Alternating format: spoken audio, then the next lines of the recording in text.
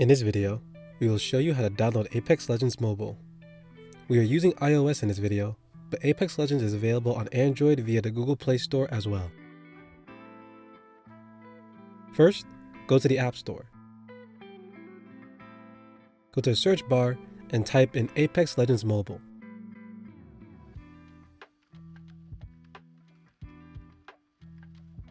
Scroll until you see Apex Legends Mobile as an option. It will look like this.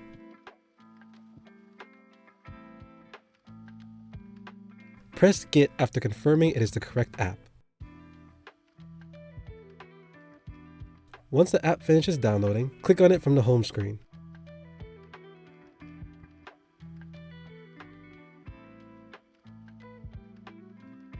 When the game starts, you'll be asked to create or link an account.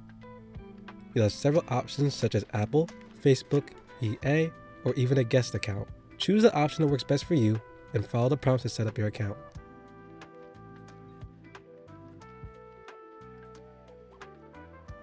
Once your account is created, enjoy your mobile version of Apex Legends.